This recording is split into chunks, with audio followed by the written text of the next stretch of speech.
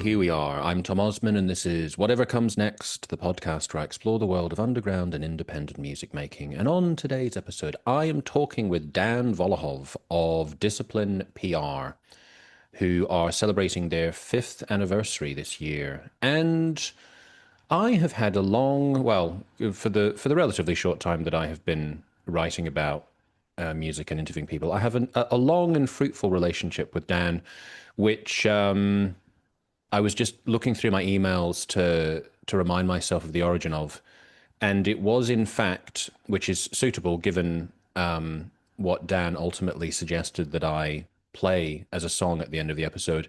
It was when I was inquiring about interviewing Eugene S. Robinson of Bunwell and formerly of Oxbow and Whipping Boy about his recent memoir back in 2023 for an interview that I did for New Noise magazine.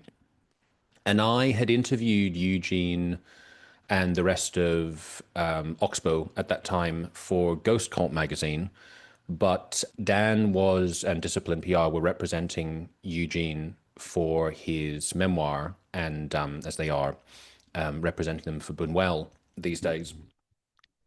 So that was the origin of us working together, and there have been many great projects that Dan has brought my way since then. Reviews of great releases, lots of different interviews with people, whether that's for Ghost Cult magazine or New Noise magazine or for this podcast, Whatever Comes Next. In fact, the very first episode, back before I even realized that I was about to start a podcast, was with Peter Stahl of Scream. And that was also organized through Dan. So Dan was right there at the start of the podcast before I even knew I was making a podcast. And here he is again for whatever it is, episode 122, 123, something like that. And this is not the first publicist that I've spoken to. It's a world which, it's sort of by its nature, tends to be in the background. And it's something that I've been fascinated about for a while to try and understand more of the way that publicity works. And so I spoke with Dave Brenner of Earsplit PR for episode 100, the DIY special. And I also spoke with Clément Dubos of Vous Connaissez PR for episode 104. And again, these are both people that I've had a great working relationship with, getting all kinds of releases and interview opportunities to cover through them.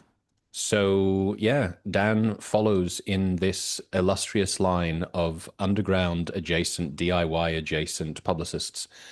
And it was a very insightful conversation. So rather than me babbling about what it entailed, I will allow Dan to illuminate through his experiences working in publicity and with Discipline PR. I am going to play, as alluded to earlier, a track from Bunwell. I'm going to play a track from the most recent album, Mansuetude. And I'm going to play The Fixer, because that is the track that Dan suggested. And I am more than happy to play that because it's a great album and it's a great track. And you're going to hear a clip from it in just a second. And you're going to hear the track in full at the end of the interview. You can follow me on social media at Tom Osman Sounds. You can go to my website, tomosmansounds.com. Oh, I should also say as well, not to be incomplete, that Dan has also been very helpful in setting up various opportunities for Every Album Ever with Mike Mansour, which I'm also involved with. And there is actually something really cool coming up through Every Album Ever, which came about thanks to organizing from Dan and Discipline PR. So I don't want to give any spoilers there, but go check him out over there. And that is that. So, as I always say, I'm sure I've forgotten something, but I think that's enough. And I can put anything else in the description. Dan Volohov of Discipline PR. Take it away.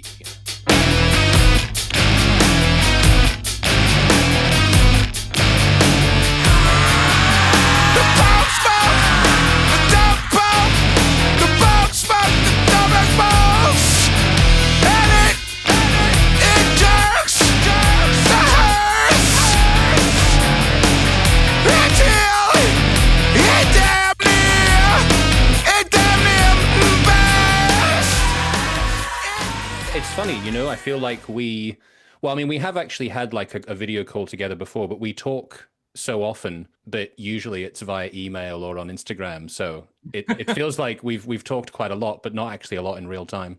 Yeah, and actually, this time around, we have a lot of time and opportunity to discuss your beard. Looking good, by the way. Thank you. I gave it a bit of a trim. It was starting to get a little bit too much like I was the wild man of the forest, so I decided to trim it a little bit. Yeah, we'll give this honorable role to Mr. Stephen Von Till, whom we Yeah. just discussed. But still, I mean, you can take, maybe the second place, Oh, in that's the competition. Dan, you're too kind. How's your book going? Thank you. It's going. I think. Well, I'm still in the negotiation phase with potential publisher. I hope I could give you some insights, but basically, the difficult part of every book, and you would understand this as soon as you would finish yours, is the fact that you would need to edit everything because there are some market related parameters which I'm not specifically happy about because I had a very different concept. But it's like, you are talking to every film director and especially independent one, and they would tell you some things about how budget screwed the initial concept. So I'm not going to argue about this. I think I'm in a very confident position right now related to this topic, but we can leave it for another interview. Yeah, for sure. So, if we start off, here's a sort of a general question for you. Let's say that you're at a train station or in an airport, someone comes up to you and asks you what you do. How would you describe it? Well, it's very complicated question because I typically try not to give many details about my day job, simply because I consider myself being a rather private person. So I'm just always telling something like rather abstract, like I'm developing the mechanics of delivering content, if you will. That is Yeah, very yeah, yeah. abstract. Yeah, and it's like when you are going on a date, right? So when if I'm saying that I'm a music PR, there is always a billion of questions you really need to get to and explain, but in this case you won't have an opportunity to get to know another person. So I'm kind of cutting the corners, but generally I just got this kind of upbringing where I was taught to be a little bit private, maybe a little bit conservative, so I don't really talk a lot about like the day job, even though it's funny because we've recently had this conversation with one of our clients, and I was referring to Philip Seymour Hoffman's uh speech in Almost Famous, when his character used to say that I'm always home, I'm not cool. I'm always home, I'm not cool either, I'm always working. Just because for me it's the biggest joy and pleasure and relief to be here and to be honored and privileged to well, first of all, represent all these clients we are honored and privileged to work with. Secondly, to work with this specific team of people in who currently work for Discipline PR, and thirdly, but it's kind of at the same place, right? To work with all these incredibly talented writers, editors, columnists, all sorts of people, including you. I mean, we've got like such a great friendship over these years, and I'm so happy and honored to get to know you, Tom. So once again, thank you for bringing me here. Oh, well, thank you. So, having touched on discipline PR, I'm curious to know before you started doing this work, how much did you know about what publicists actually did? Because I feel like for a while, I really had no sense of what a publicist does. And I sort of gradually, by stumbling blindly, started to learn about the nature of the job. It was very mysterious to me at first. Well, first of all, I used to write like since I was like a teenager. I used to write for fanzines. I think, it's a very typical situation because when you, specifically in that region I grew up in, we're talking about like post-Soviet countries where not that many people know about bands like Butthole Surfers, for example. And, it's very funny because one of my dearest friends, closest, is the guitarist of this incredible band from like the USSR who used to play hardcore in the 80s. They got issues with KGB and all this hardcore on a kind of ethical side. But that's the only person in this part of the world I ever talk about Butthole Surfers. And like this gentleman is from Siberia. You're talking about like 300 kilometers like snow forest, nothing, and he got to know this band. So for me it was really an interesting point of like meeting like-minded people to get to know, dig inside. And somehow I got directed to doing interviews because I used to write for the Punk Globe magazine, which was infamous American fanzine starting the 70s, I believe. And the editor just saw that I do interviews better than like write written articles. So I started doing this, and obviously it's a situation where you are in the closest touch with different publicists, so you really get to know people and how they work. And obviously I got a very good school in a sense that I've been able to work with a lot of very different talented publicists who represents still represents this industry.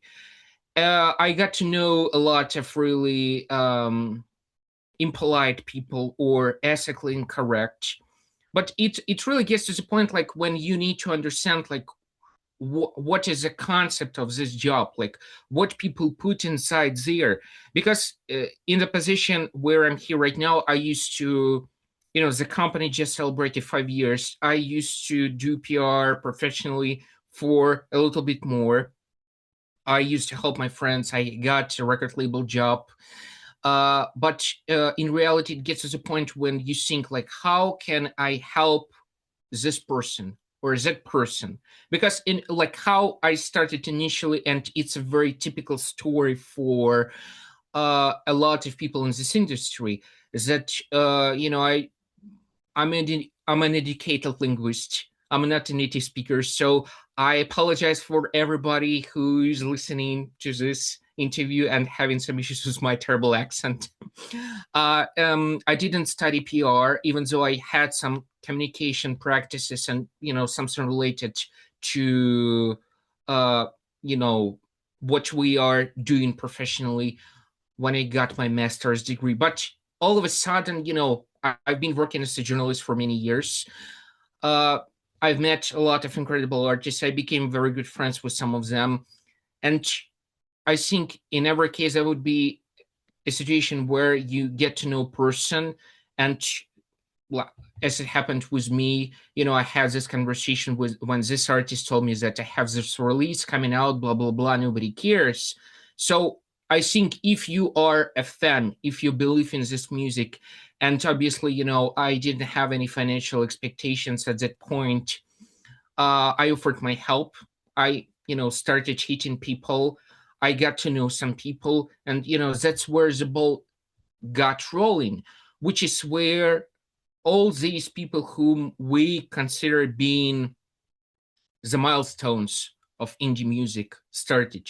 I'm talking about like Corey Rusk or Tom Hazelmeyer or Mark Fisher. Hi, Mark. And once again, I'm not specifically tired to PR role to the like to this day, to be honest. Because when you are considering these people you work with, close friends, almost family members, you would help them out in very different situations. To be a psychologist when they really need some help, or to sort out the logistics issues, or to negotiate a record deal. Yeah. There's various different things I want to get into in more depth, but going back through your history a little bit more, obviously we both know that there's a lot of overlap in terms of the kind of music that we both like, and a lot of the music that we both like is very underground and often quite obscure. I'm wondering for you, when you were growing up, how much access did you have to this kind of music? Were there certain limitations, and how did you get past those limitations? Or how did you even sort of discover bands that might be sort of blocked from view? Well, as for limitations, let me just ask you like the question so I could truly understand. So you are talking about not having specifically like, for example, coil records in the local record store, or you're talking about like not having the information through press. I guess I'm talking about all dimensions of it. So, like, let's take the example of the Butthole Surfers. So, like, I probably discovered the existence of the Butthole Surfers when I was about, I don't know, probably about 16 or 17, like reading some music biographies. And I didn't necessarily listen to them straight away, but I guess if I'd wanted to, it would have been possible.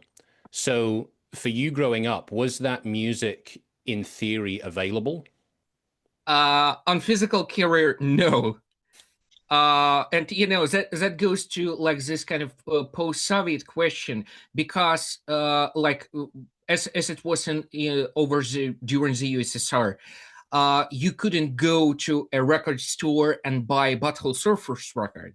So you needed to find either a sailor or somebody who wasn't diplomatic, give them some money, work on things, or people still were kind of collecting records, searching for records, and so on. But in reality, everything was very, very local. It's like when you are, and you understand what I'm talking about. When you are thinking about like Chicago, music scene. Obviously, those releases we're talking about like Wax Rex, excuse me, from the 80s, they weren't really available, I believe, like in all over the world.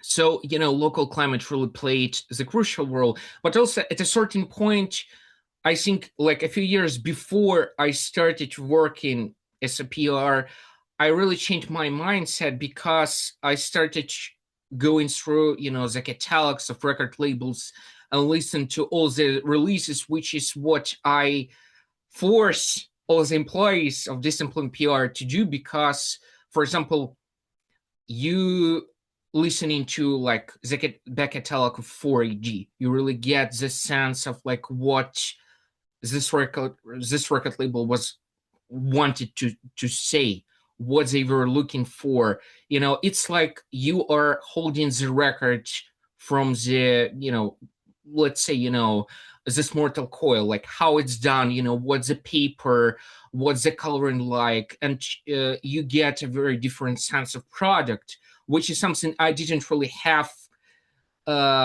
Excuse me, I didn't have when I was growing up because I couldn't buy the big black record. Yeah.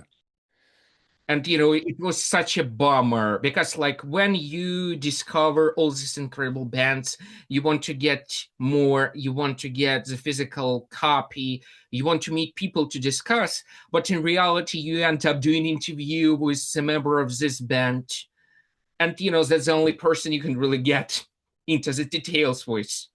Yeah. Now, see, that's a fascinating insight that you will go through the back catalog of labels. I would imagine that's a very valuable process to go through in terms of understanding like the essence of them and in terms of being able to know what kind of service it is that you're going to provide. And I guess as well, once you've done that for one label, you probably get more skilled at getting a sense of the personality of labels when you see releases. You're like, oh, I can recognize this. This I can identify with something from this label or something from that label. For sure. And it goes to the point where we can argue like whether a record label has a sound or no, because if we would take the obvious example of Touch and Go Records, we have the period of late 70s, early 80s, when it was purely hardcore, but you can't really talk in this context about Dick Royce, and because they are very different from dogmatic hardcore. But if you're taking, the 80s, it's a totally different perspective. And but by the 90s, Corey signed all these incredible artists, Don Caballero, Girls Against Boys, name it, really.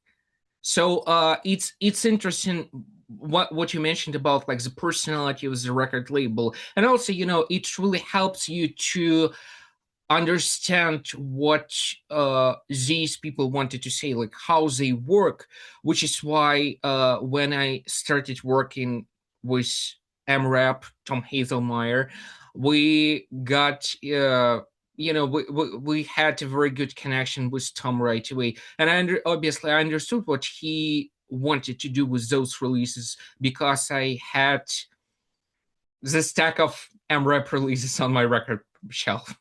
Yeah. And so I'm wondering, I think you alluded to earlier sometimes doing work with artists around negotiating for deals. So on a very general level, if we're talking about independent underground DIY artists, how important is it to have a record label? It depends on your goal. Well, obviously, record. It's like you are a music journalist, and I know how many submissions you get on a daily basis, which is why I do appreciate every little bit of time you take to give a look at some releases I do pitch you about. And that's just a very typical story for every actively writing music journalist.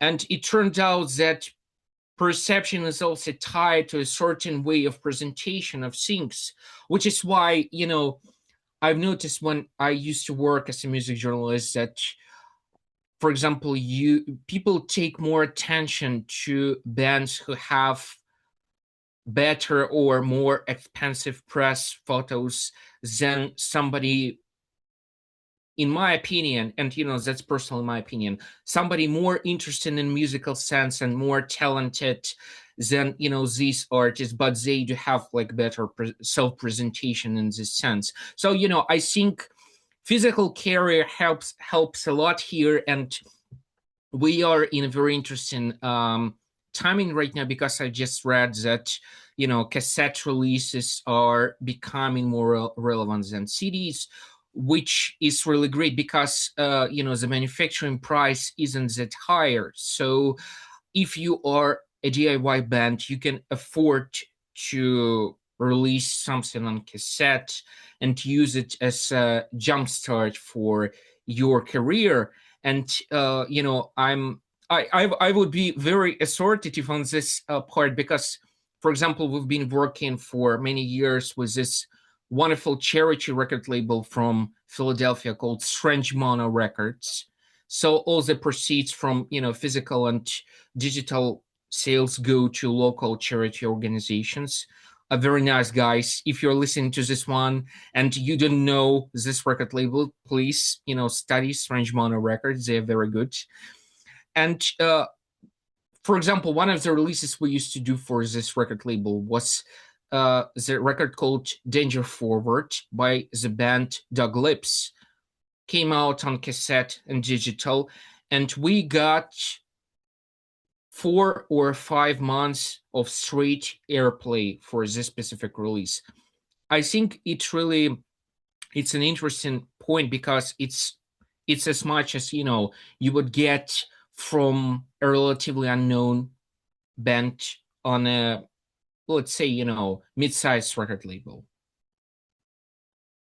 So I'm just happy that there are more opportunities for young artists who still don't know where this path would lead them to, and obviously, we are ready to help because we work with all caliber of artists.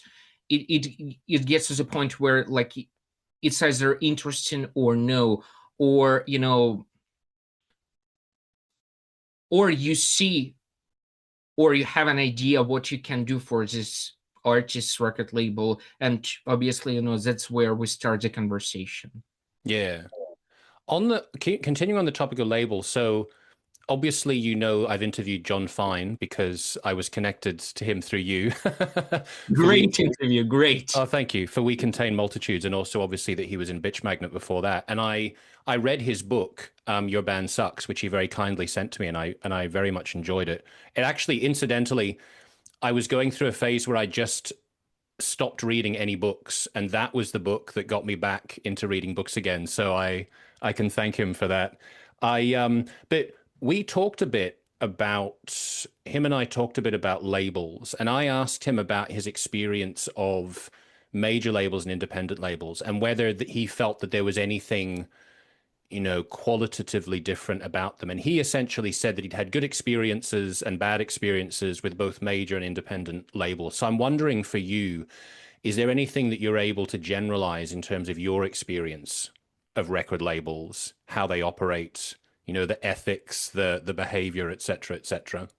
Well, you know, there is a misconception about the fact that if you are working with an independent record label, you won't get screwed because for example, you know, if you would take artists from indie scene who got signed in the 90s or a bit earlier on, right? And they, you know, we're talking about like some of our clients, you know. So they got signed this record deal, they released like 2 or 3 records and got dropped from a major label. And they don't own anything. And it's unfortunately it's a trap for any artist who can't really release anything. And you know, getting to what I mentioned as a misconception, you know, there is a billion of ways to screw an independent artist signed to an independent record label. And you know, we've been working primarily with independent record labels because, you know, that's my personal preference. I think it's, you know, it's where I came from.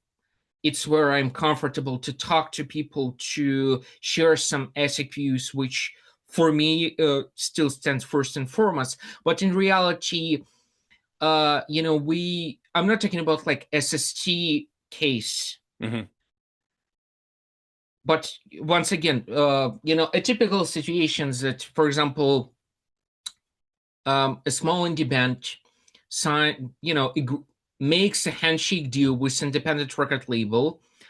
They negotiate all these details on the oral level, saying that, you know, we would do this, you would do this, blah, blah, blah, and so on.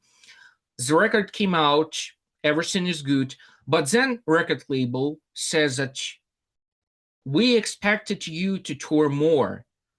And obviously, you know, if you are young artists, everybody is struggling to get on tour.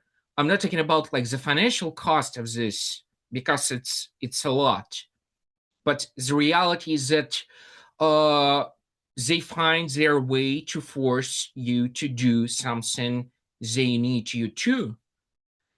And it's really sad. Not talking about the fact that, you know, every independent record label could easily screw, you know, every artist they work with. You know, for example, like if you are a vinyl nerd, you know that a lot of releases have the same matrix codes, the same, you know, the same barcodes and so on, simply because in the 90s, independent record labels didn't press 10,000 copies. They used to press 2,000, sell those, repress those, and so on. And if you go on Discogs, you might not know about second or third pressing because everything is identical. So, you know, it's very simple. You press 1,000 copies, sell them, press 1,000 copies more, sell them, press more, sell those, and pay the band for 500 copies, saying that, you know, that's everything we sold. And how they can really track, you know, what you've done on your end,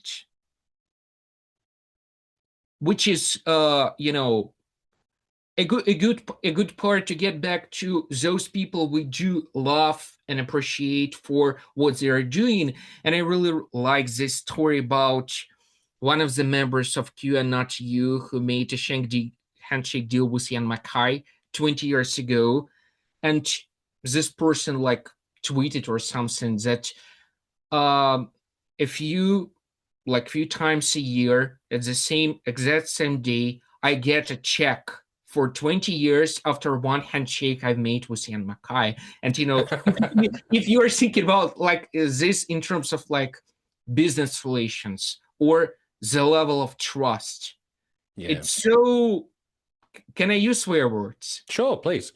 It's so fucking unique. Mm. The same way, with Corey Rusk, the same way with every good independent record label. Well, I think in a way you've partly answered what my next question was going to be when you mentioned Ian MacKay and that anecdote, is whether you can look at particular record labels and go, that is a model for the way that an independent record label should behave. It's very difficult for me to name one specific record label for the following reasons: that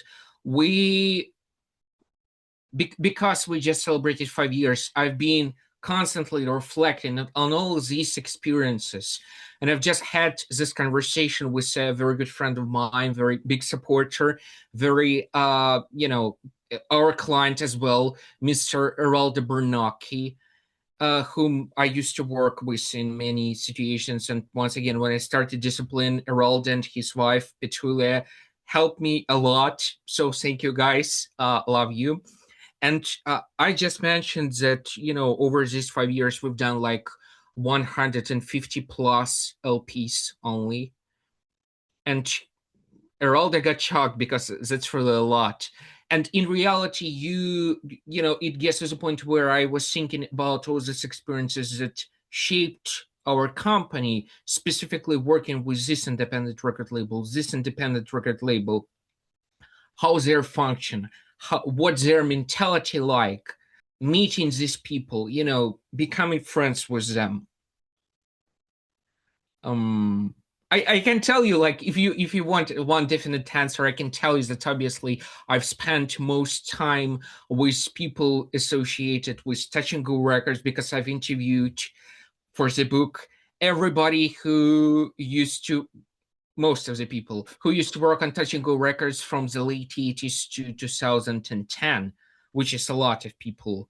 I've got a chance to exchange some emails with Mr. Corey Rusk, who never given any interviews on specifically podcasts. And, I think Corey has done 3 interviews over the last 20 years, one for me.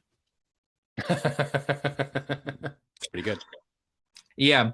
So, obviously, Touch and Go Records was kind of, a role model of this punk rock mentality, but also, people, because I became friends with musicians before I started doing PR. So, I probably would get blamed for this because, like, in every situation I mentioned Keith Levene, but the reality is that becoming friends with Keith over my like late teenage years was fundamental experience for me, because just this very simple concept that is light and as a foundation of punk rock, that like you can do whatever you want, is crucial.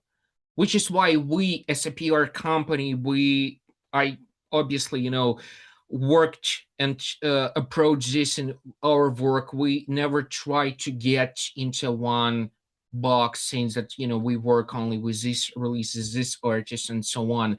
And I always refer to this experience that when I only started doing PR, one of the very first releases I used to promote was a record called Mess Tide from a North Carolina based artist named Skin Tape. So what the artist has done, he had an ear surgery scheduled, and he took the recording equipment in the room, recorded like the whole process, the conversation of surgeons, everything, and then mixed it with some beats and distortion and everything, which is what was really interesting to work with, because it's always about like how far I can push this release. And you understand that there are some very extreme releases in terms of how they are presented. We're not talking about Merzbow. Yeah. Even though I would be very happy to work with Masami, because I see, once again, it's also interesting, like how far you can push this. And I'm thinking, like, interesting how many pieces of airplay we can get. Do you know what? Merzbow is a really interesting example because another thing I was going to ask you. So thinking about that project in particular, does I feel like with Merzbow there are so many releases, and Mhm. probably at this point there's like a very dedicated core audience. How much impact do you think a publicist could have for a Merzbow release in terms of exposure and sales? That's what I'm really interested to discover. And we're not talking about like record sales, because in some cases you do what I consider being, brand and PR. So you are promoting this kind of idea of artists.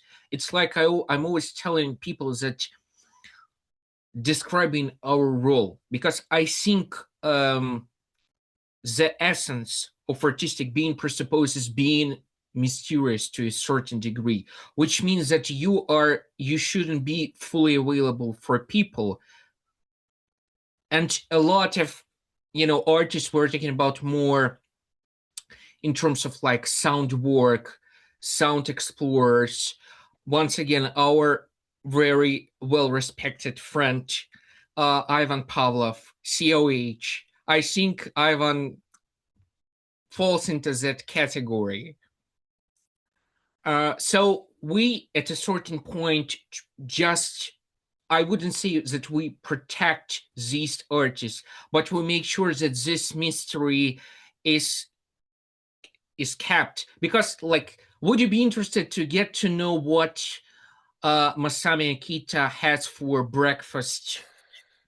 I mean, it would ruin Yeah. the magic Yep. of it, just like it was with every artist. Like, I can't really imagine, rest in peace, Eduard Artemiev being fully available, because when you listen to any, soundtrack he composed, once again, we're talking about Solaris, for example, you have this perspective that it's something from outworld, and imagining this person, I don't know, going shopping, going to mall, buying Italian wine. You understand what I'm talking? It's Yeah, yeah, it's yeah. it's a mental dissonance. No, 100%. It's funny, you've just brought to my mind as well. I was listening to the latest episode of Every Album Ever with now Mike Mansour because Alex has left. And Mike was discussing Trout Mask Replica with his brother Robert. And Robert basically exposed Mike to that album when Mike was 11 years old, I think. Mhm. So they're talking about the album and kind of discussing the different reactions that people might have to it. And part of the discussion, they get into the really bizarre circumstances of the band at the time and the sort of cult-like nature of the band. And with you talking about, whether or not people have got access to all these different mundane elements of people's lives, I feel like if that was something today where sort of there's social media and there's a lot more access to people on a sort of banal day-to-day level, it would be hard to imagine something like that without either there being some kind of scandal because people would go, what the fuck is going on here? Or it's just kind of like, it's hard to imagine that mystery being maintained. I mean, I guess it could be if someone was in a sort of remote enough place, you might It not know could about be, what was going on. and I have a certain example. For example, that's a person who is not on social media, but also a very good friend, our client, person who brought me, one of the people who brought me to do PR, Mr. Mick Harris, who was very active on social media in a certain, maybe eccentric way. But as somebody who basically shared seats with Mick for 2 years, had everyday chats, jokes, and so on, I've never got any issues with Mick. And it's also very interesting because you understand we're talking about, once again, Scorn, how far Mick pushed that bar, which is also an interesting topic for the conversation, because my first exposure to Scorn were from later releases, not from Erake era specifically, and it wasn't like later in the years when I discovered Evanescence and like the very first release, and it was really Just to be clear for everyone, you're talking about the Scorn album Evanescence, not the new metal band. of course. So it you know, I got a very different perspective on those releases simply by knowing Mick and his personality, and the way he approaches his work. And obviously, something I think he openly spoken about, the mental side of things, which a lot of artists do struggle with, but you didn't really realize it when you get the final product. Yep. And it's like, record, I can listen to it, enjoy, blah blah blah, and you don't Yeah. know like the whole story, which could be very painful in our situation, because as a PR I get to know all the details. Yep. Maybe not specifically like who did drink what cans that day, but I get a certain perspective on what was on the mindset of the artist, which is where I would get to what I previously mentioned, that where it's important to keep a certain mystery. Yep. Of trauma, of any bad things happened in their life. Yeah. And unfortunately, it gets to the point where I also become a part of this process. For example, simply by promoting very different releases. And I wouldn't say that I do have some favorite ones. I always say that our clients are the best in the world. If anybody wants to argue with me, you can write the letter, burn it down. But the reality is that there are still some releases who didn't get enough exposure, in my opinion. And I unfortunately do suffer through this a lot, because it gets to the point where I would wake up at 2 a.m. in the morning thinking about this specific record, like, why didn't people get it? Yeah. No, I mean that's totally understandable to be emotionally invested in that way. Yeah, like on that topic of people not necessarily understanding the struggle that goes into music, like I've thought this before, just as like one anecdotal example, the album Sadness Will Prevail by Today Is the Day. Mm. So one of my favorite bands, and also as well, like another thing, this is like a tangent from what I'm about to say, but maybe 3 years ago, I think, when I was living in Berlin, 3 or 4 years ago, I'd already been writing for New Noise magazine and I'd been working with Ghost Cult magazine. So I was doing a bit of interviews. I don't know if I don't think I'd started doing podcast interviews at that point, but I'd done written interviews and I'd done various reviews. And probably somehow we were connected at that point. I forget exactly what the first release was that we were connected on, but I decided, okay, I'm going to make myself a wish list of like the people that I absolutely most want to talk to. And it's got certain people on it who might be more difficult to get connected to, like Tom Waits, for example, who I think is probably one of the most difficult people to get an interview with at this point. But a lot of the people on the list are people who, to the average member of the public, are totally obscure. Like, I got so excited when I interviewed Chris Goss, and most of my friends have no idea who Chris Goss is. Wow.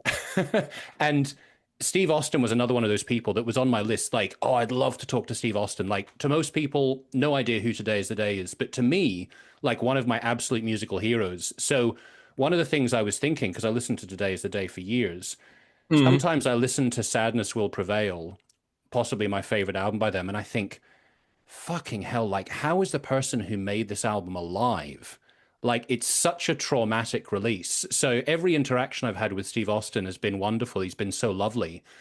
But it's kind of like, to your point about what goes on in the background, so much must have gone on to create that record. And I just get the end result as the appreciator of the music. I don't see everything that went into it.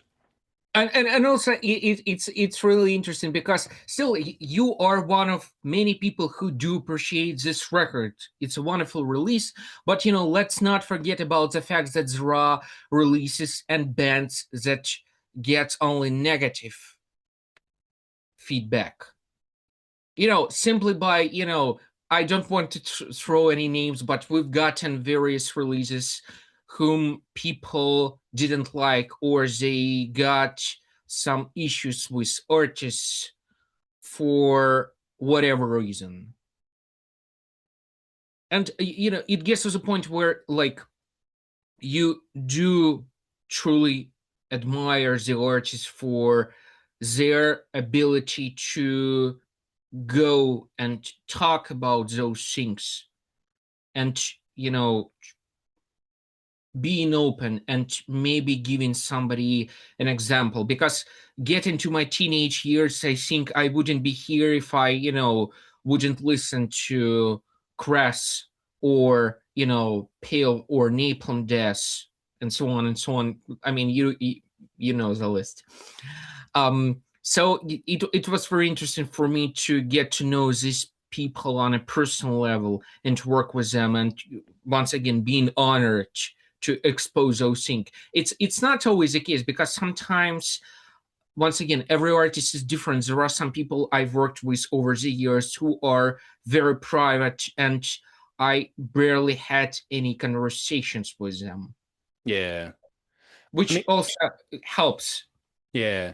From that point of view, like having brought up Keith Levene and talking about Pill, so you mentioned that Pill was such a huge, significant, important band for you. What was that like when you did actually start to interact with him and have a friendship with him? Like, was that quite surreal for you? Yeah, it was in a way. And I remember that it was over my university years that, like, he would text me saying that, let's have a call. And I obviously, when you are in university, you would go like party a lot and everything. And I remember, like, skipping some of these interactions, thinking that I don't have like any dissonance inside of me, like I'm going home, I'm going to talk to Keith, that's the right thing. And obviously I understand, the caliber of artists I'm talking to, specifically, once again, not tied to being famous or Yep. being impactful, but you understand how difficult and interesting and revolutionary things that these people are doing, how far they push the bar. They might not be, the most well-known artists. I Yeah. doubt that a lot of people know Mick Harris outside of, a certain circle, unfortunately. And getting to Keith's, um, he really got me to a lot of music I didn't really get to, because obviously, coming from punk rock, I didn't listen to Yes a lot. But then, I got to the point when, he would be talking about like working as a roadie for Yes close to the H tour. And it wasn't like until later in the years when, I started truly appreciating, the beauty of Rick Wakeman's work, or John Anderson's beautiful vocals and so on. And once again, these things really lie at the foundation of everything. You might still, I mean, it gets to the point where you might not be a fan of something, but you can't deny how big it was for, the music. Yeah. It's like, the ageless dispute about Bitches Brew. Hmm. Do you like the record? I've got to be honest with you. I'm a bit like wet behind the ears when it comes to jazz. Years ago, I read the autobiography of Miles Davis, and it's funny because I remember reading it, and he was so passionate about jazz that it made me feel that passion. But I don't think I have the understanding to be able to deal with fusion. So it's like I'm not against Bitches Brew, but I'm a bit intimidated by its reputation as being quite avant-garde. Mhm. For sure. And for me, it's his best work. And I always argue with people about it. Once again, maybe, the taste wise, I just got to this kind of very interesting perspective of like, well, first of all, if you think about every impactful record in your life, for people who go outside of, let's say major label releases, these are always the records that are either not easy to get or difficult to get. Mm. It's like, 12-step ladder from, let's say what is considered being jazz in a certain bar in Glasgow, or, jazz like, let's say Beaches Brew or John Zorn's work or Trevor Dunn's work. And for me, these were, definitely, pill records, to be honest. I mean, you wouldn't say that, Metal Box and Flowers of Romance are the most accessible things. No.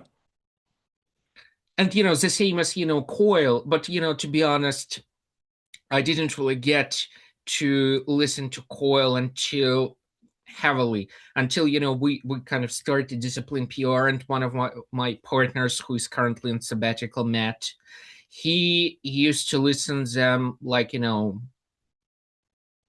every day, for 12, 15 years, nonstop, read every book, every interview, knew everything. So it's definitely helped when I started doing this professionally, because I got exposed to a lot of this very interesting music simply by talking to artists, record label owners, and not, obviously not outside of, let's say, becoming fan of Yes through Keith Levene, but then, discovering some unknown bands from, Japan, let's say Disclose, not specifically unknown, but unknown for the majority of people who are outside of these circles. Yeah, with the example of Coil, I definitely was aware of them. I guess it was around about the time of the Music to Play in the Dark records. So Mhm. they were on my radar. I'd started listening to them. I mean, obviously, there's no way that anyone would know. You can never know what's going to happen to people in the future. But I guess it was like 2 or 3 years before John Balance died. But it was only after he died that I gradually like listened more and more and was like, oh shit, this is like one of my favorite bands. But Yeah. some of these things take time to sort of like percolate inside you. And also, that's a part of what I'm saying about like being not easy and accessible Yeah. for you to listen to. Once again, everything comes to you at the right time. I Once again, I didn't really listen to a lot of like prog rock when I was growing up, but I do listen to it a lot right now, because Yeah. I'm friends with all these local old farts who talk nonstop about like, Mahavishnu Orchestra, Bruford solo releases, very much like high fidelity conversations I'm having like every day. Like, what's the best King Crimson release, and everybody's laughing because it's kind of a joke.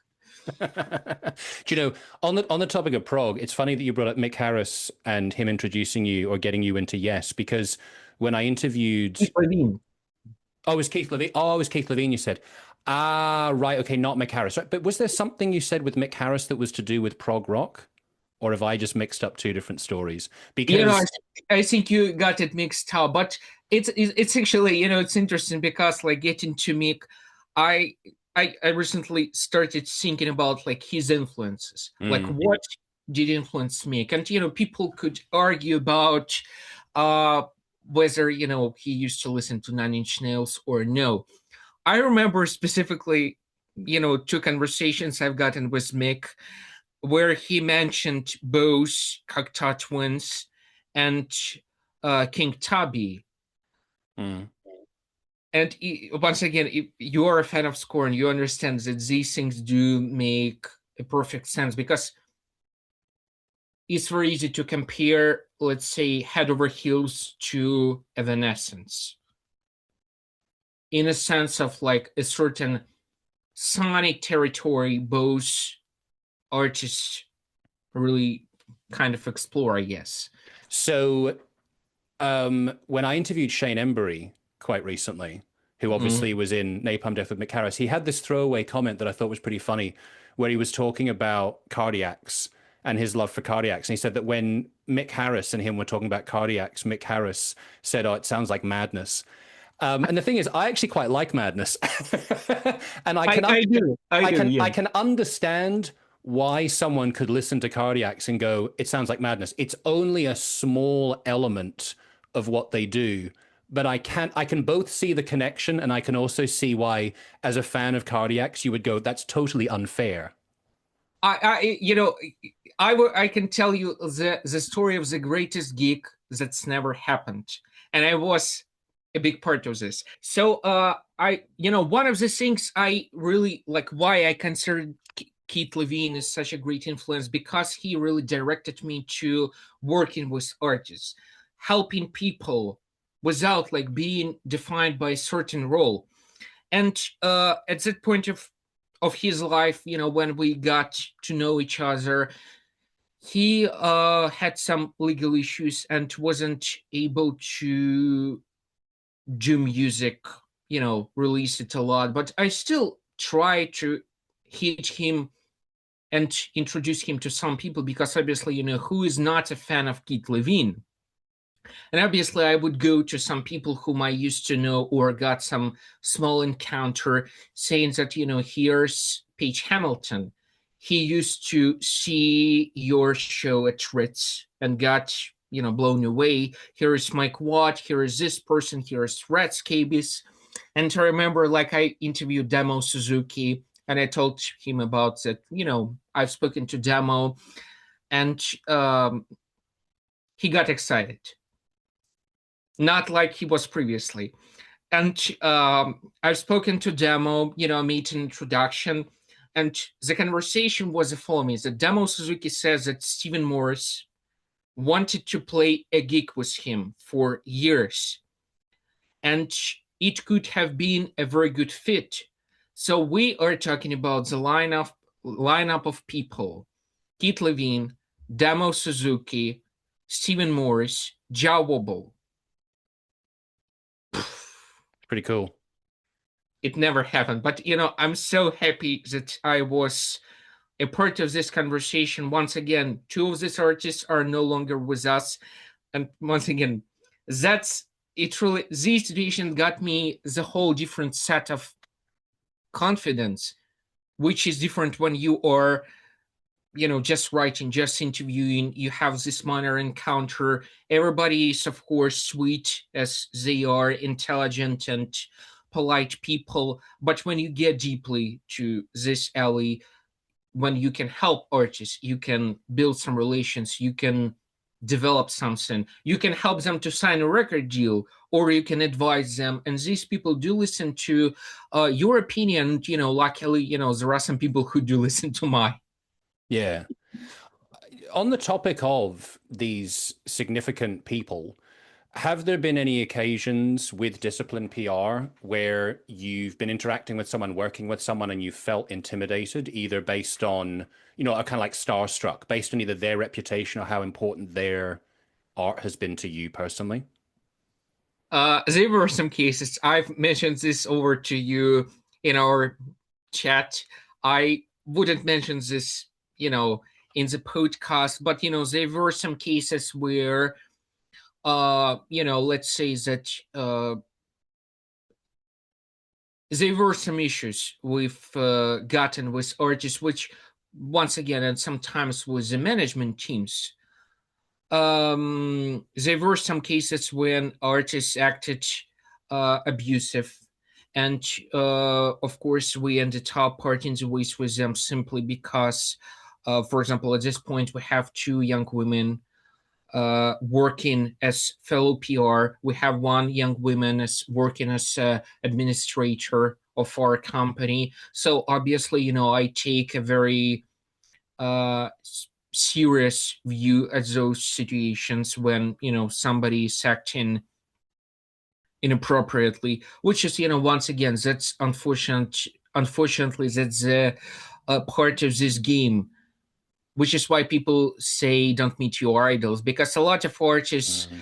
could truly screw you. I just read this story from Eugenius Robinson about like Jello Biafra stealing Oxbow release that came out on Eurot Records because he didn't want to pay for something that New Rosses got released. People are very different, and Yeah. once again, we are very lucky that we do work with these people whom we do work and are happy to represent, and with most of them, we got almost family-like relations. I know their partners, their wives. I know, once again, do we do celebrate each other's birthdays. Yeah, I was going to say, actually, that's something I wanted to mention that I've noticed, particularly with you in Discipline PR, that I often see these posts where you're wishing happy birthday to different people you've worked with, which seems like a very nice personal touch. Oh, well, thank you so much. And I think it's important to keep it like very personal. You work with these people, you should treat them with a certain respect. And as I mentioned to every client of ours, we do consider all the people we work with as either family members, very good friends, or very interesting, intelligent people whom we are honored to work with and represent, and we hope it would continue. Sometimes situations might change. For example, they might not have any budget for PR, but I'm still always willing to give people advice, direct them, tell them that what would make sense for them. For example, which is something we've previously touched over our lifelong chat, how like digital media change the process of PR. And that's something I've noticed over the pandemic, because nobody got on tour. So a lot of people just started shooting these very expensive videos. And it really makes sense when you are signed to a very big independent record label or a major label. But if you are a band from an indie label who presses 300 records of yours, it's very difficult to cover the budget and the production costs of one video when everybody pitches every editor on the world about video premiere.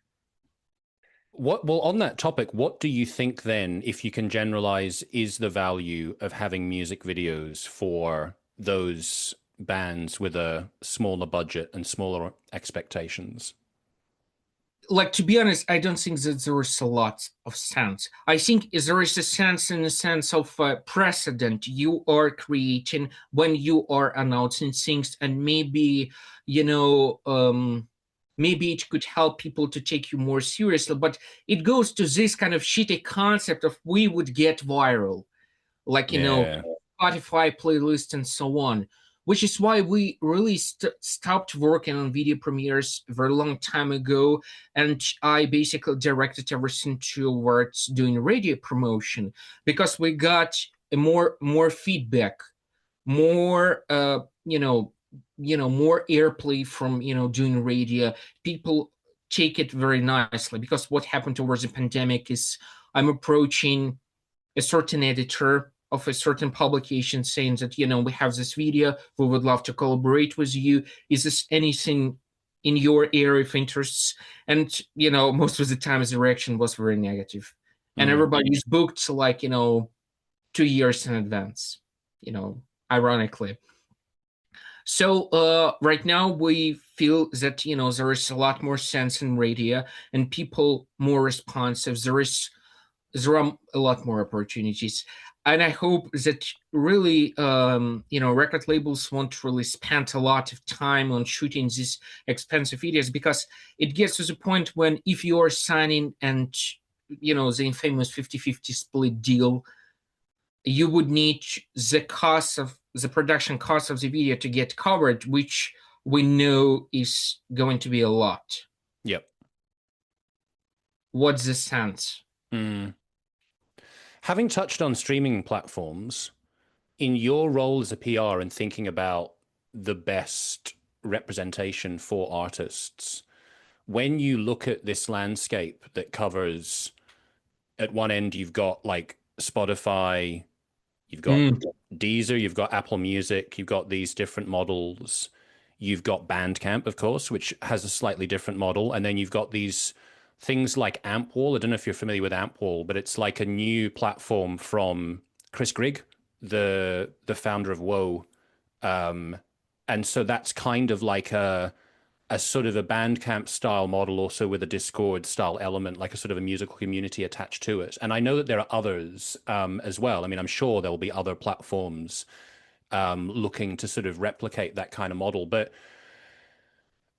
again, in as much as can be generalized, when you're thinking about how to promote a band, like when you look at all of this and you look at like Spotify, do you see that as being something that you want to try and cater to, or is it something to work around, or is it something to avoid? Like, I imagine it's not kind of one size fits all for different artists, but what is to be done with this whole digital music world now?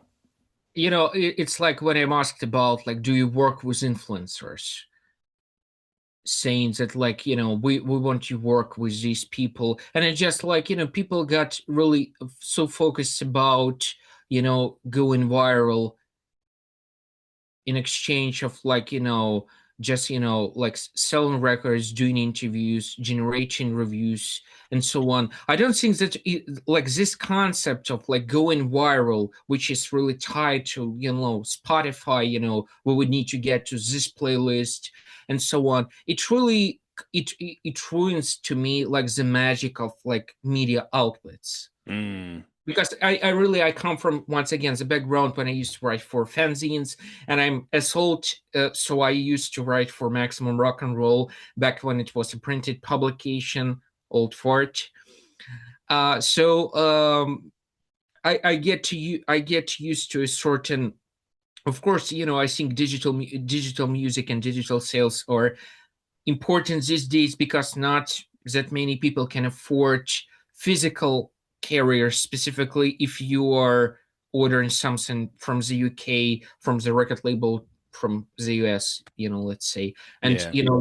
it's small record labels, there is no distribution, or you are, a poor student, you get your scholarship, you can't have a lot of financial opportunities, but you want to help people. So, why wouldn't you buy a digital copy? But copy in quotes. But the reality is that I try to distance everything from anything you can't truly measure. We can measure, the airplay, the interest of a certain DJ, radio station manager, but with all these kind of digital platforms, it's very difficult, other than Bandcamp, which feels to me more like DIY, more, Yeah. closer to me, probably. It's interesting. I feel like this concept of virality through Mhm. Spotify, for example, there's a certain kind of similarity with the way I sort of see Instagram, for example. Like, um, you can. I feel like when you're promoting things on Instagram, just to use an example of a particular social media platform, it's easy to get sucked into this sense of, oh, I have to create content in a way that is going to like feed the algorithm, that it's going to promote me, that I'm going to get more people to see me. And you can kind of just go down this hole of focusing so much energy on the trying to satisfy the platform. And I feel like there's that sort of danger with Spotify as well. Is if you're going with the purpose of, right, I have to like crack the system for this, you're diverting so much energy into trying to figure out what the beast wants rather than focusing on what it is that you're actually creating, like the art that you're creating in the first place. And it's a very good point, because once again, you are also a musician. You recorded nice release, so you understand that this energy could be turned to reverse side, and once again become something interesting, because it's always very interesting when you rebel against something, not specifically screaming and yelling, fuck you and go to hell, but doing something very different, which is why we always encourage our clients about something like very unusual. in this sense, like releasing something with no pre-orders would be, uh very good example of this. Yep. I guess from a marketing point of view, USPs, unique selling points. Yeah, exactly. And it could be like it could be really everything. And I think Michael Tao, whom we were happy to work with, for somebody who doesn't know, Michael wrote the exploratory work called Extra Music, which is currently available from Feral House. And we were honored to promote this book, represent Michael. And uh, if I'm not mistaken, there is a certain like a chapter or a collection of chapters exploring like the formats, where he also asked himself about, and the reader about, let's say, the value of Merzbow record.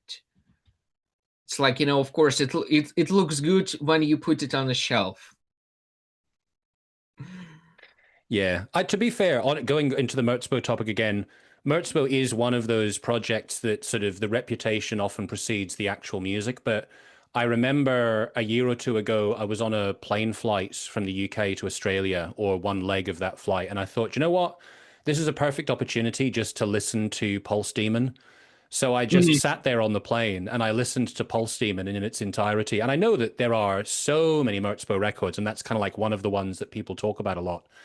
But that was an interesting experience. I don't necessarily want to do that every week, but I've listened to enough Merzbow releases to go like, there's something really quite significant at play here artistically, but it is quite a big investment for me anyway to go like, I'm going to sit and listen to a Merzbow record. Exactly. And do you understand that sometimes it's impossible to get to this experience, just like, rereading your favorite book once again, and everything is not quite the same as like over the first time, which is why I go into a different topic. For example, I'm a movie guy. I love to watch movies, specifically, independent cinema, and there are some works I wouldn't dare to see once again, simply because they are either very traumatic to a certain degree, or I don't want to ruin this memory of myself discovering something, which is why I don't really listen to some records a lot. It's like I've spoken to Jake Burns many years ago, I think, when the first Two Little Fingers records celebrated a certain anniversary, and I was really shocked and surprised, by the lack of better terms, that Jake didn't listen to the record for like 30 years or something. So, did he explain why? Like, so as not to sort of like spoil the memory of the original experience? I didn't ask him about this. From my perspective, it was like, he remembers the songs because they're so iconic, I guess. Yeah. And you don't really need to. It's like some directors don't really watch their movies. I was going to say, it's like on the music side, it's interesting that there are artists who will say, "Oh yeah, I listen to our like I can think Eugene, for example, from Bunwell and Oxbow. I think I saw some interview recently where they were asking him like five islands that you take, five islands, find records you take to a desert island, and I think he mentioned King of the Jews by Oxbow, which is a record that I love. So obviously he is perfectly fine with listening to his own music and enjoying that. And I remember as well, I think an interview with Jazz Coleman from Killing Joke somewhere down the line with him talking about listening to his own music. Whereas I know that there are other artists who will say that like once it's recorded, that's it. They don't want anything to do with it. Now I don't know. Maybe sometimes that's to do with kind of the pain of the creation that they don't want to have to hear it because it associates with that. But maybe just in general, some artists, for whatever myriad different reasons, don't really enjoy listening to their work. Exactly. And I think in many ways it gets to the point when artists, they do define why they are doing something. It's like you're writing a book to forget about your ex-partner, and maybe for them it's something similar in a way. And obviously, for a lot of these people, once again, a lot of the artists are very sensitive in this sense. So I guess for them there is a certain, and it's, I think it's very difficult not to exposing yourself to this specific degree, and we're talking about a certain degree when music becomes intense, but in an opposite way to being heavy, in a swan's sense, if you Yep. will. Mm. And that's something I really gravitated to, and I still do appreciate when I listen to artists once again like Swans or Merzbow, because there's, or Coil. Once again, I think Coil is a very intense band in this sense. What do you think? Do you know, it's funny. The other evening, I had some people round for dinner, and I was just, putting different music on and sort of trying to, balance things out and find stuff that will not be like too abrupt for people and just kind of like, but interesting enough. And some Coil came on, like it's funny sometimes you get used to listening to certain music. And then when you play it in front of other people, it gives you a different perspective. You like maybe you listen to something and you just kind of like, this is nice. And then you listen to it in front of other people and you go, maybe this is a bit weird. And so like I thought that with Coil, like I sometimes listen to Coil because I think let's listen to something gentle, but Coil can be incredibly disturbing in ways that I don't necessarily think about because I'm so kind of normalized to it, but it's quite odd. And so like yeah, I wouldn't say it's not heavy in terms of like metal signifiers, but it can be quite disturbing. So I guess that's kind of like where it ties into the concept of intensity. And to be honest, it's very interesting because one of our clients is a conductor. So I just had a dinner with the guy, and we've spoken to about like just music and the concept and everything. And it's very interesting to, well, I knew this person for most of my life, and we grew up together. So it's very interesting because he never listened to Coil or anything, talking about like, Dead Can Dance, like any of the bands. He listens to like classical music only. But there are some things related to intensity specifically where we kind of bonded in terms of, that's very interesting. And obviously you do understand those things because you cannot, when you are conducting Stravinsky or Rachmaninoff for 2 or 3 hours. And there are some like 85, 90 people in the orchestra, and like you are doing all this training, which you understand as a sporty person in this sense. Yeah, it's not insignificant. Just keeping your hands above your head for a couple of minutes is quite energy intensive. Yeah, and like to be honest, that's really like watching the guy conducting the orchestra.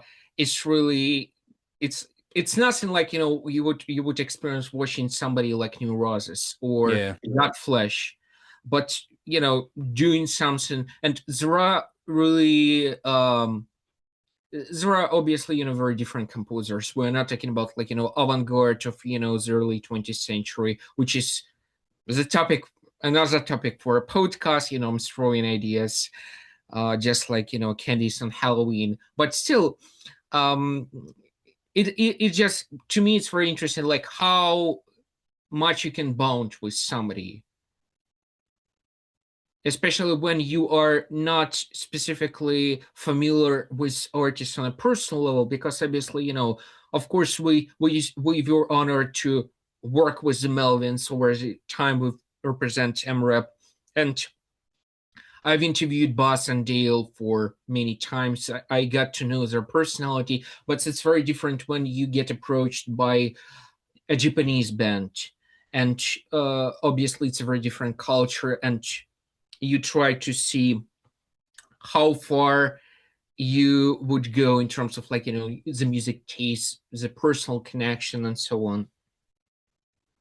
It could be very different. And I'm at this point, I'm friends with a lot of people whom I never thought I would be friends with, also in terms of like music tastes. Yeah. Yeah.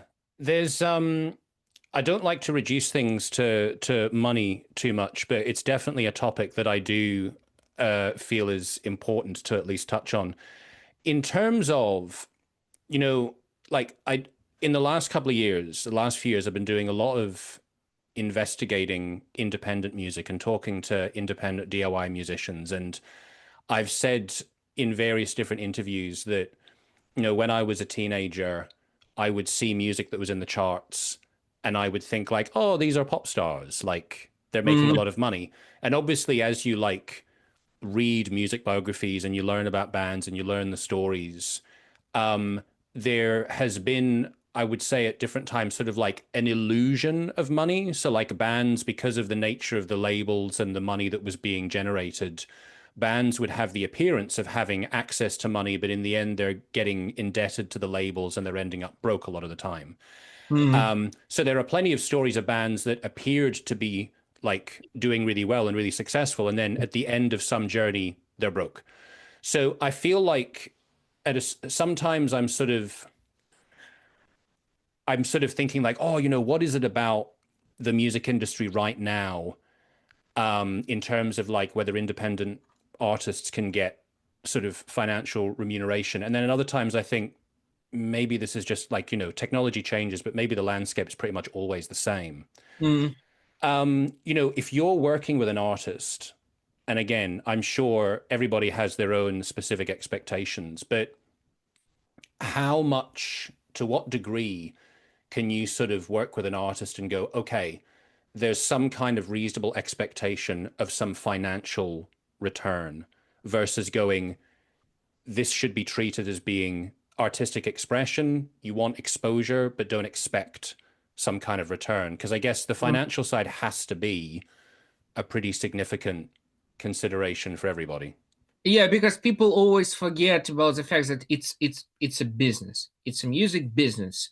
So there is a product, and we are living in a wonderful time because getting to the Bandcamp topic, which is something I try to explain to Tom Hazelmeyer, who has his personal model, and I do love and respect Tom. He's just he's the best.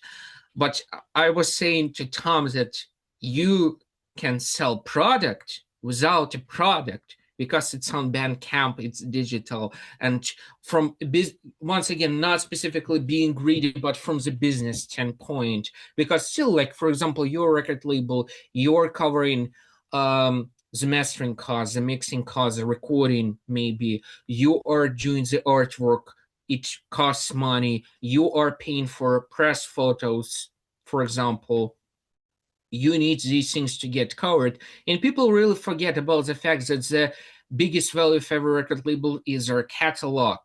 And which is once again getting to what we've discussed previously. There are not that many record labels when you open the list of releases and you would give a look and you would think it's perfect. From once again, in my opinion, there are just a few. I would say, in my perspective, 4AD certainly, Touch and Go Records, just because of the diversity. Homestead Records, people forget about this record label, but it was really revolutionary for the time.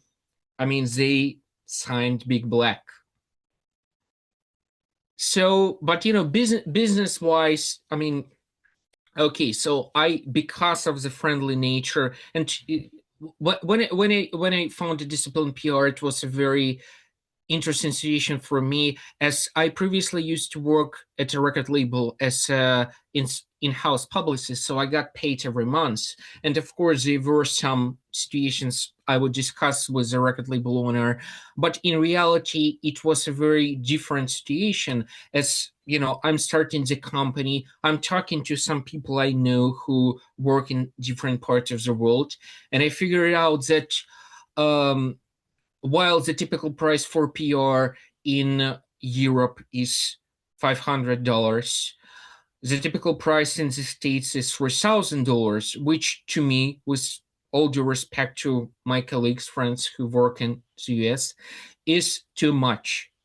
I think, that's not the cause that independent band could really get covered and get some profit, which is why I'm always talking to our clients saying that, like, how you would love to approach the campaign, what would be the logistics, what would be, how many videos do you have, how many singles you would love to release, are there any explicit lyrics, because we would need to understand how to work with the radio part, how widely we can go, and so on and so on. It varies, of course, because, for example, sometimes I would talk to artists and they would tell me that they want to get radio promotion in every state of the US. It's important for them, and of course, we always eager to go and explore some directions. So we try to find a certain compromise in between, like what zones we're covering, what formats we are discussing, just like, a lot of people I got to know and whom I was very happy to learn from. That's a very interesting insight. Having touched on different expectations of different publicists in different parts of the world in terms of fees, another thing that sort of I didn't understand to begin with when I started dealing with publicists was the fact that, like, this is going to sound incredibly naive now, but I remember, I forget what the release was, but there was a particular release and there were like two or three different PR Mhm. firms that were promoting that, I guess, for different parts. One might have been Europe, one was the US. And at that time, I didn't have the concept that these are separate companies. I just thought, like, everyone's representing the record. They're all in this together. Yeah, yeah. And I know from having spoken to various publicists that there can be releases where there's an understanding that, okay, you're going to promote this here, we're going to promote this there, they're going to promote this over there. But then I feel like there must be a lot of other cases where publicists are, well, I assume, where publicists are kind of in competition, or at least maybe it's just in terms of who they're going to promote. So I wonder, in your experience, and I'm not getting into necessary specifics, but how complicated is that to navigate in terms of, like, the realm of other publicists and who does what, and like how friendly you are with each other versus being rivals? Well, let's see that we most of the people I worked with, I once again, we've been happy and honored to work with as our fellow PR colleagues. Most of them I got to know them at that point. There were some cases where we got some very negative reaction from our colleagues. Just like one or two, where I felt that they are directing the release in the territory where they would be more comfortable versus doing the job artist requires, which also requires some time, but eventually I take these things as, wow, it's interesting how far we can go to, versus maybe some people thinking, is that's a difficult part. I would probably need to skip my second dinner, or late lunch with melon and whatever else. So once again, that's something I've learned from Keith Levene, because it was always like, let's do this, let's do this, let's do this. And like, as for the territories, over the years we've got to work on very different territories, simply from this punk rock ethos. Because once again, initially I used to promote, over my time at a record label, I used to promote experimental electronic music, Mick Harris, and experimental drum and bass. Obviously, I was covering worldwide because it's a niche. But then, I started working with very different record labels from different parts of the world, and also, independent artists. And that would be, for example, Flipper would go on tour with Mike Watt. I would get a call from Steven saying that, hey, we would love you to work on this one. I didn't get to work in the UK a lot specifically at that point, but you can always do something for a client. You can always investigate see what you can do, talk to promoters, talk to booking agent, just do some exercise, whatever you would prefer, right? And by which is very easy when you consider people being your friends. But sometimes for a record label, it's important to get somebody with wide expertise at a certain territory, which is of course what we always encourage. And it's like, for example, we used to work with Bunel on the release of Mansuetude, which was promoted by 3 company, including ours. So that's kind of the example of united efforts. And what it depends on the situation. Sometimes labels have budgets only to hire us, and we try to accomplish all the goals and cover their needs. Or there would be a punk rock case when somebody would go to Japan to play some shows, and of course we would have our contacts, we would talk to people we know. We have some Japanese speakers working on doing PR in our company. And that's another thing, because most of our staff graduated the faculty of foreign languages, so girls can speak many different languages, and they do have a very wide area of expertise. For example, one Kat, who is our radio PR person, she wrote a thesis on history of literature, so she knows those topics, philosophy a lot, and she can argue with you about a lot of things. All right, Most of Julie. the time she won't, but that's a nice option to have. Yeah, definitely. And that's very interesting insight as well about the multiple languages. I can see that's also an incredibly valuable asset to have. Sort of drawing things to a close, because I could talk to you for hours, but there are For there sure. are limits to the format.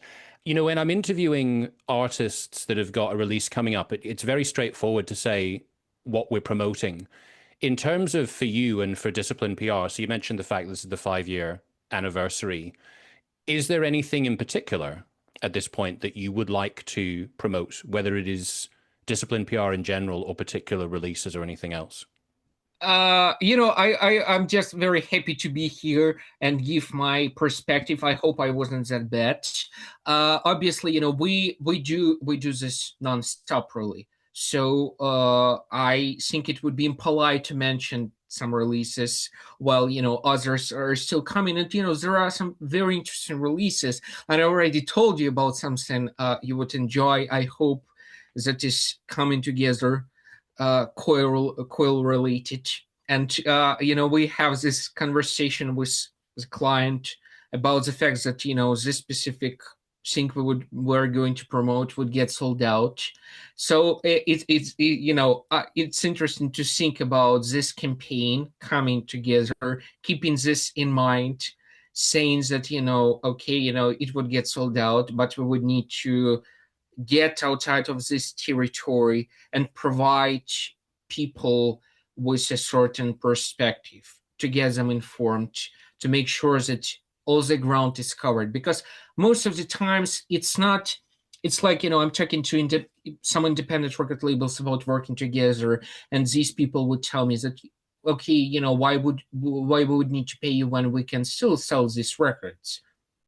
Well, first of all, it's not about selling records. It's about promoting artists, band, the brand, which goes outside of the circle, because it would give you more tour dates, more opportunities, more attention.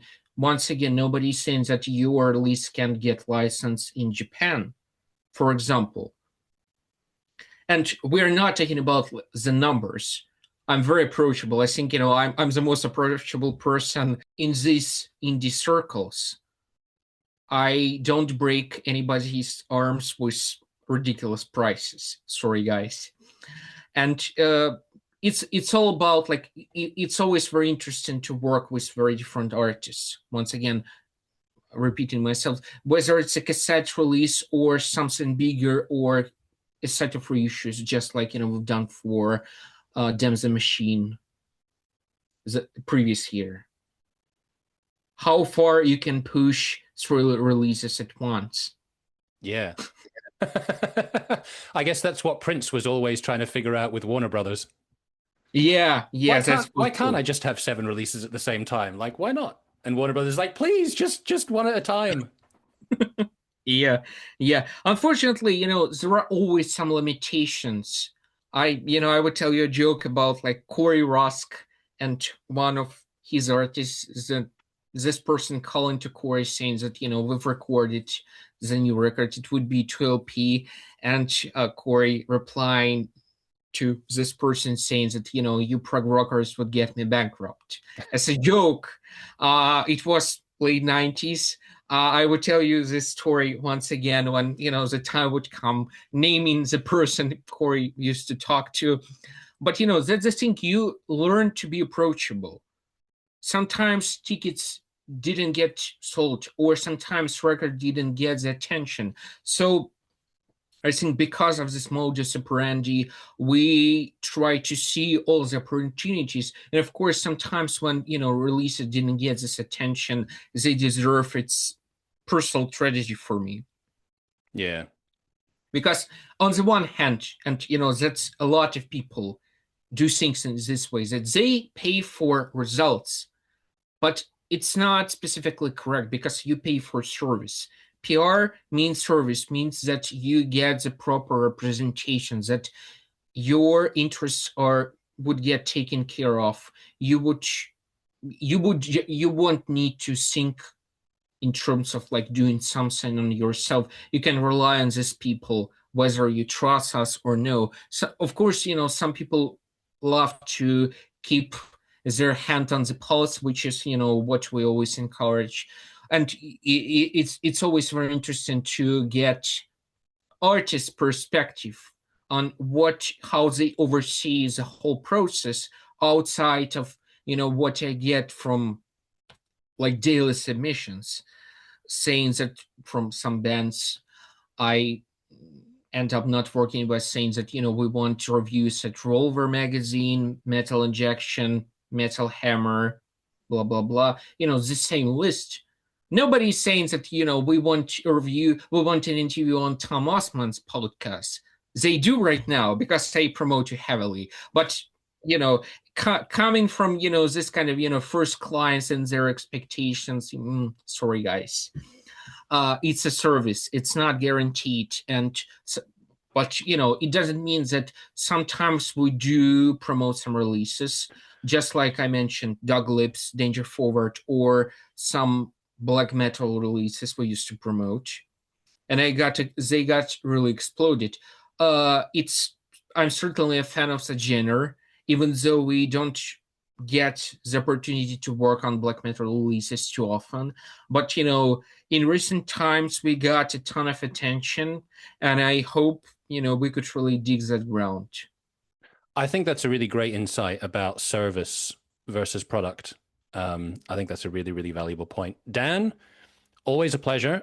I'm going to let you go now, but we will talk again very soon, one way or another, I'm sure. Yeah, we would send each other memes this evening. Thanks a lot, Dan.